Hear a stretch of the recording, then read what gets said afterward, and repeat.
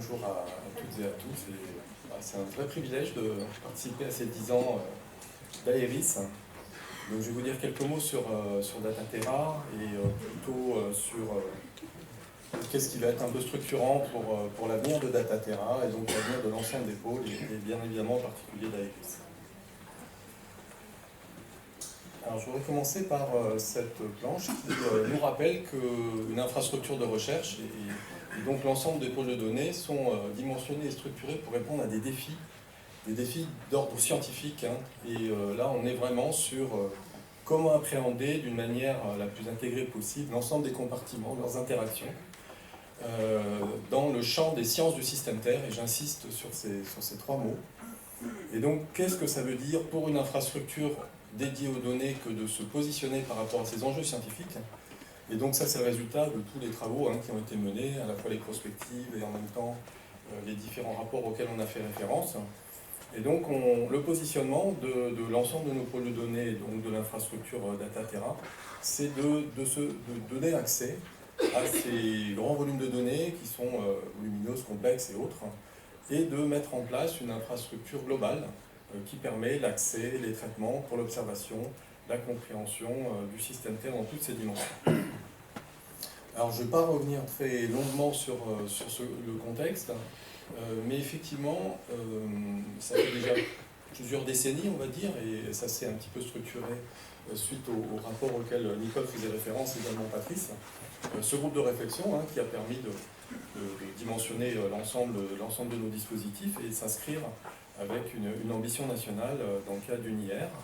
Et donc, les feuilles de route des infrastructures, je ne vais pas du tout insister là-dessus, puisque Jean-Marie va sûrement mettre tout ça en perspective, sont des moments absolument cruciaux pour proposer les infrastructures, aligner les feuilles de route de l'ensemble de ces composantes et évoluer depuis maintenant 2016, 2018, 2021, et on vient de démarrer là la nouvelle feuille de route qui démarrera pour la période 2026-2030.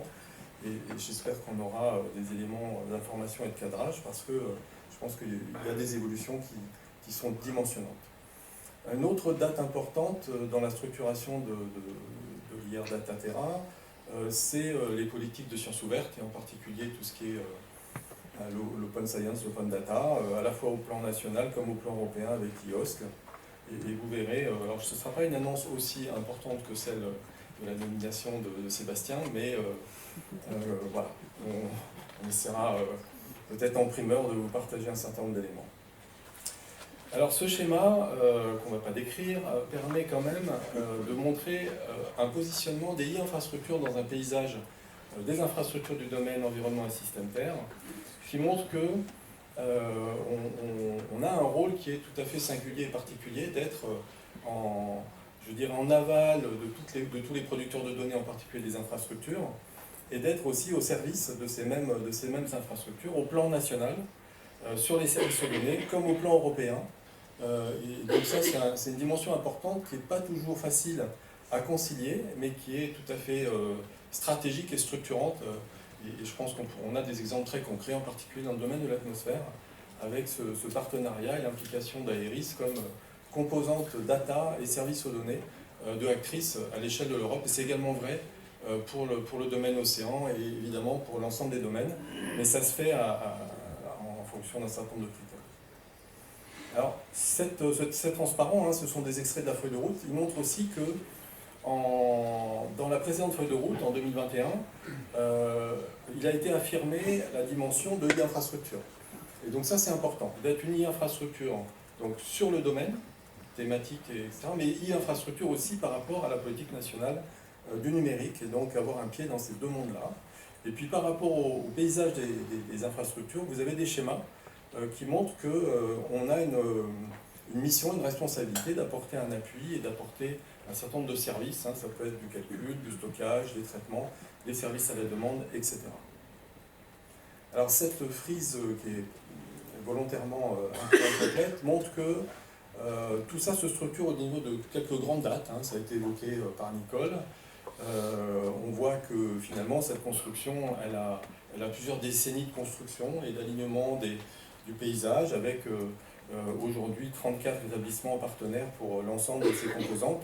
Et ce qu'on peut noter dans les dernières années, et j'y reviens juste après, c'est l'arrivée de d'autres composantes thématiques pour la biodiversité, l'agro-environnement, et puis des dates où on a confié des missions supplémentaires à celles qu'avait Dataterra initialement, et donc au pôle de données avec des responsabilités un petit peu nouvelles.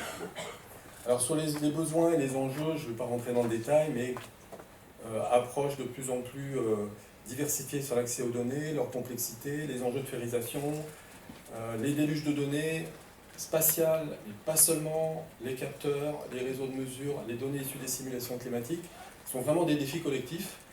Et donc on a essayé justement, grâce à cette infrastructure, de proposer des solutions à nos tutelles et des projets qui aujourd'hui sont un petit peu des bases et des références au plan national, mais également au plan européen. Je ne reviens pas sur les défis pour rentrer un petit peu plus sur l'avenir.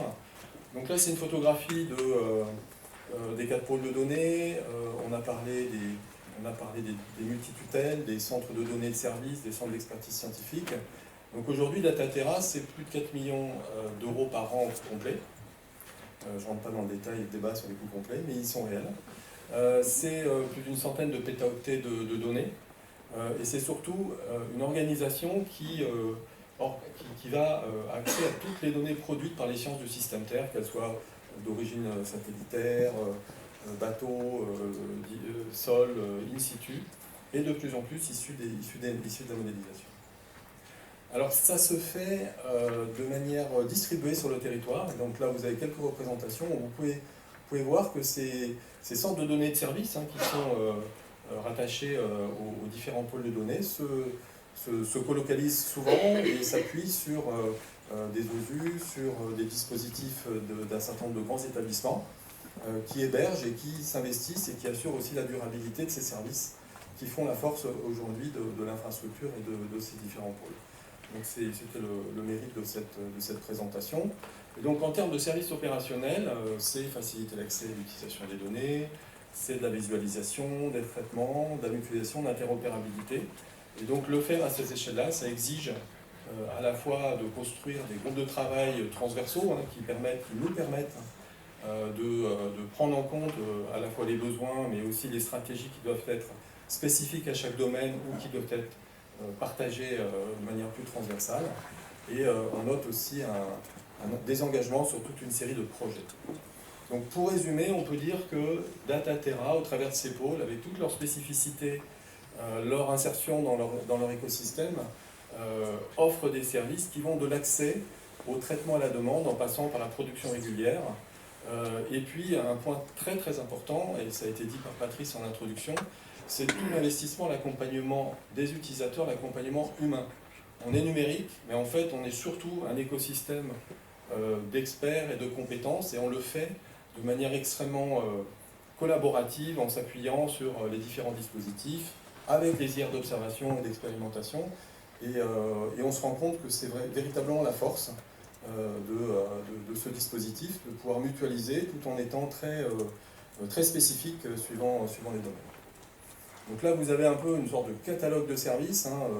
La plupart d'entre eux sont déjà opérationnels ou le seront dans les mois ou dans les années qui viennent. Donc je ne vais pas rentrer dans le détail, mais on est déjà sur le chemin que nos tutelles ont indiqué, c'est-à-dire d'aller de plus en plus vers des services à la demande, de la transparence par rapport aux ressources de data, de calcul avec des réseaux distribués, et avec même l'intégration d'offres IA pour l'apprentissage, pour l'enrichissement. Donc ça fait partie des grands sujets qui sont collectivement sur la table par rapport à l'avenir. On est devenu, il y a maintenant 2 petites années, un des centres de référence thématique de recherche DataGouv, donc la politique nationale sur la science ouverte, qui s'est organisée nationalement. Et pour un certain nombre de grands champs thématiques, ils se sont reposés sur les infrastructures des domaines, et donc Dataterra, pour le domaine environnement système Terre, selon l'acception générale, est le centre de référence thématique pour la communauté nationale. Et donc ça veut dire que c'est le lieu où les gens viennent chercher les types de standards, où on entrepose les données, quels sont les services disponibles. Et donc là, c'est effectivement Dataterra qui a cette responsabilité. C'est donc tous les pôles par rapport à leur domaine qui ont cette responsabilité, qui a un coût, hein, il faut être clair, hein, on a mis des ressources humaines dédiées à cela. On s'insère donc dans Recherche DataGouv, on contribue, mais également c'est vraiment une nouvelle dimension dans le système. Alors là, c'est une petite photographie des pôles. Évidemment, je ne vais pas faire l'outrage de présenter Iris aujourd'hui, mais c'est pour vous donner un petit peu cette cartographie en fait, de ces pôles de données. Donc on a les directeurs de pôle qui sont ici, qui interviendront. Donc je ne vais pas rentrer dans le détail. Donc le pôle formateur, hein, le pôle océan, je crois que une grosse partie de la communauté est aussi dans la salle. Le pôle TEIA, Anne Puissant est dans la salle aussi, je ne la vois pas, mais je sais qu'elle est ici. Et puis le pôle biodiversité, donc je pense qu'il va y avoir des représentants de ce pôle, qui a été intégré à Dataterra au 1er janvier 2024 et qui constitue un peu un continuum et qui permet d'appréhender scientifiquement un certain nombre de grandes problématiques. Et donc on a fait tout un travail à la fois d'alignement entre les institutions avec telle ou telle tutelle, et on essaie de mutualiser, de partager un certain nombre de produits et de services, ce qui est un défi important. Quelques informations sur les services transversaux que vous connaissez. Donc le service Dynamis qui offre l'accès à l'imagerie spatiale très haute résolution, gratuite pour toute la communauté scientifique, mais également une partie des acteurs publics en France, en Europe, et des entreprises dans un certain nombre de cas. Donc ça, c'est un service qui fonctionne très bien et qui est amené également à évoluer en fonction des besoins et des capteurs qu'il faut envisager. Donc c'est ce principe de mutualisation sur lequel je voulais insister. Et il y a deux autres services dont je ne vais pas présenter les planches ici, qui indiquent en fait l'évolution aussi de Dataterra, notamment pour renforcer les relations entre l'offre de services de l'infrastructure et des différents pôles avec la société.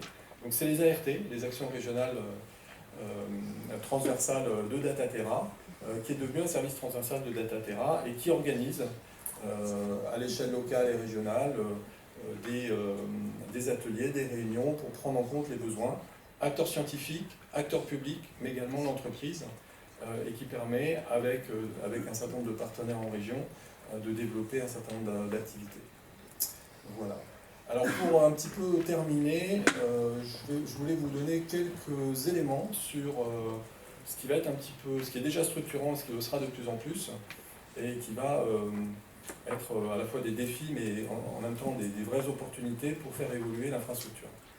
Donc le premier élément, qui est quand même très dimensionnant, c'est l'intégration de nouveaux champs thématiques. Hein, on l'a vu, l'historique, on a ces quatre pôles qui ont été constitués depuis maintenant une bonne dizaine d'années, voire un peu plus pour un certain nombre d'autres pôles. Et donc l'arrivée de pôles qui ont peut-être moins d'antériorité et moins d'éléments de structuration, mais qui ont rejoint Dataterra. Hein, donc ça fait partie des recommandations des ministères et des tutelles, donc c'est fait, avant même la prochaine feuille de route, donc pour la partie biodiversité. Et en 2025, on va acter normalement au prochain COPI l'intégration de la communauté agro-environnement dans l'écosystème Dataterra. Alors je vous rassure, il n'y aura pas de sixième pôle, c'est plutôt l'enrichissement d'offres de services et des éléments de mutualisation, mais ça va permettre aussi d'enrichir l'offre de services par rapport à toutes ces communautés. L'autre dimension, évidemment, c'est ce mandat qui s'est structuré lors des précédentes feuilles de route de e-infrastructure. Et donc derrière tout ça, ça recouvre pas mal de choses, y compris une contribution à l'offre numérique nationale. C'est-à-dire qu'il n'y a pas que les e-infra de type Gensi, les calculateurs ou France Grid, etc. Aujourd'hui, il y a Dataterra et son offre thématique de e-infrastructure, c'est-à-dire qu'on vient s'insérer dans cet écosystème. Et c'est également vrai par rapport à l'Europe et Euro-HPC, hein, où on est en train d'être reconnu comme étant on appelle ça la verticale thématique de ces communautés. Donc ça veut dire qu'on peut faire remonter des besoins et on peut préempter des ressources pour nos communautés. Et donc c'est une dimension qui est quand même assez importante et dimensionnante. Et le projet Galedata d'ailleurs nous permet de le mettre en œuvre. La science ouverte, je l'ai évoqué. Et puis, ce qui a aussi été décidé et qui est en train de se mettre en place, c'est toute une contribution à l'innovation et le transfert. Donc on veut dire par là que l'idée, c'est de voir comment est-ce que on peut mieux ouvrir nos services et nos données au secteur de l'entreprise, à des acteurs qui sont pas que dans le monde scientifique. Et donc on est en train de mettre en place une offre, et en tout cas un service autour d'innovation et de transfert avec les tutelles. Hein, et on a d'ailleurs des recrutements en cours pour proposer, y compris jusqu'à une offre de services d'incubation scientifique et technique, un petit peu en complémentarité de ce que font aujourd'hui tous les dispositifs nationaux de valorisation ou régionaux, avec les SAT notamment, parce que ce qu'on propose a une véritable valeur, et c'est en même temps la recherche d'un modèle économique qui va permettre aussi, je crois que Cyril l'a évoqué, aussi de proposer des recettes et peut-être d'aller plus loin en termes de services opérationnels notamment. Une autre dimension importante, c'est l'Europe. L'Europe et l'international, donc ça structure, j'ai une ou deux planches derrière rapides. Et puis l'arrivée de l'IA qui est à prendre en compte, qui est dimensionnante, qui perturbe, mais qui en même temps est incontournable et qui nécessitera d'intégrer une offre IA pour enrichir notre offre de service, mais aussi pour être au plan national peut-être un cadre de référence sur l'usage de l'IA. Et donc ça fait partie des sujets qui sont discutés avec les tutelles et avec le ministère. Je pourrais citer les jumeaux numériques ou Copernicus. Il faut noter aussi l'international. Dataterra est aujourd'hui, on va dire, un modèle qui permet à l'international de proposer, que la France propose, ou que les institutions qui portent cette coopération proposent sur le volet plateforme, sur le volet service, voire sur la manière de mettre en place des solutions de souveraineté des données, que ce soit des entrepôts ou des services aux données. On est sollicité sur ce plan-là. Voilà, donc c'est pour ça qu'en conclusion de cette planche, là, je mets en avant l'idée qu'on représente un certain modèle qui n'est pas partagé dans tous les pays, et donc sur lequel je pense qu'on va être sollicité, challengé, et à mon avis, il faut qu'on accélère ce processus. Alors, je vous disais qu'on travaillait beaucoup à l'Europe, et peut-être de manière très concrète, pour ceux qui suivent les affaires européennes, l'IOS, qui est on va dire l'Internet des données de la science européenne, se met en place depuis déjà quelques années et a accéléré un peu sa structuration avec la mise en place récente de nœuds à l'échelle de l'Europe. Donc, des appels à candidature ont été lancés de manière extrêmement rapide l'année dernière, et parmi les 124 propositions européennes, cette année, pour construire l'IOS Fédération,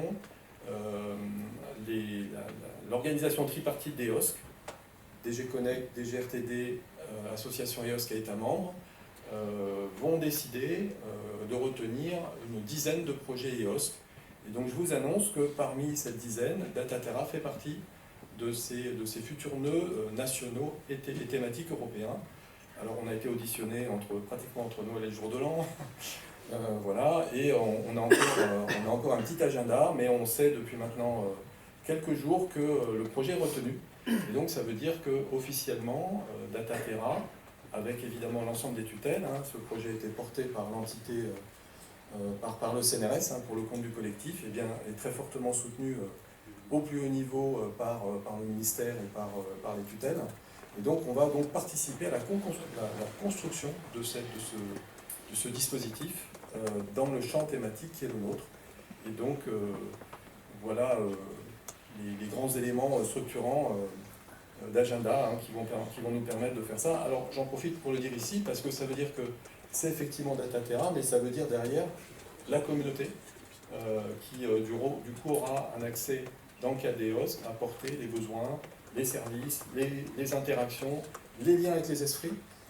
Ça c'est extrêmement important parce que certains ERIC feront partie peut-être de ces nœuds, pas tous.